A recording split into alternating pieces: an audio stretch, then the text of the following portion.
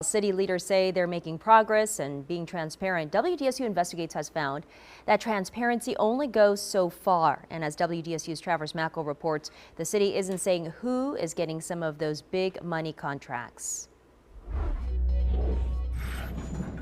Outside City Hall, new computers have arrived. What floor are you going to? Going to one. Part of an effort to replace and repair the system that was hacked late last year. And that cost money, lots of it, over $7 million. The mayor says progress is being made daily.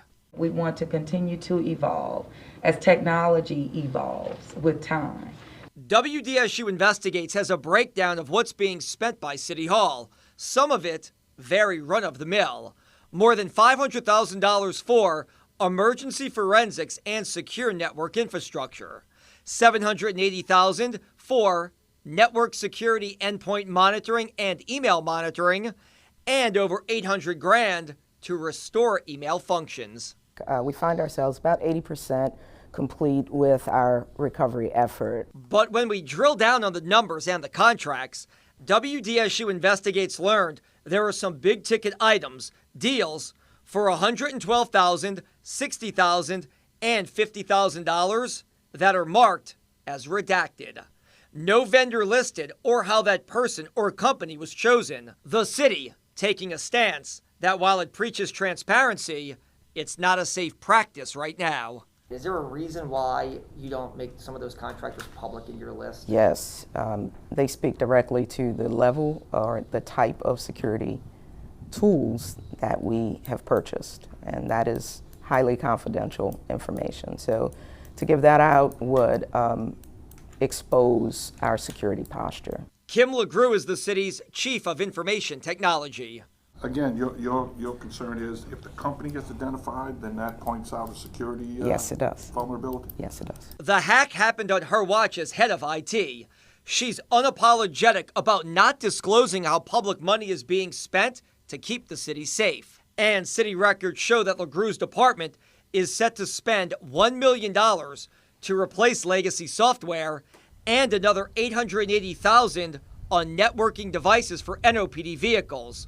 And she says, due to security, those vendors may not be disclosed publicly. The types of security vendors that we are engaging with, giving that information or releasing that is a major security risk to us. I would be hesitant to put out that information.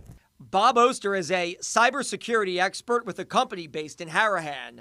He says the city's defense of not releasing names of vendors and security software, though unconventional, is legitimate. Yeah, that is a very fine line because, of course, we want to know who's getting $1 million of the city's money. But no, I would, so does a hacker. LeGroux says it's kind of like someone feels after their house is broken into. We don't want to be that kind of vulnerable again. The city tells us the system is not foolproof and may never be, and adds since last December's hack, there have been other failed attempts. What we've noticed since the pandemic is an uptick in cybersecurity threats, and that's just been nationwide. From the federal level, we know that bad actors are looking to permeate environments, and at this point, there could even be hacktivists who look to hack websites and make political statements. Experts say no public government system ever is. And I tell my clients there's no such thing as 100%, but we've put together the best suite of products that we can put together that we think are going to work, and the city's hopefully done the same thing. Because no matter how much money is spent on upgrades, new technology, and security, it's an uphill battle for public government entities to stay safe. As far as I know, the bad guys are still winning because it's very difficult to track them down. The city of New Orleans had a $3 million insurance policy for the cyber attack that happened last December. The mayor says they plan on raising the amount of that policy next year, possibly as high as $10 million. Reporting from Lakeview, I'm Travers Mackel, WDSU News.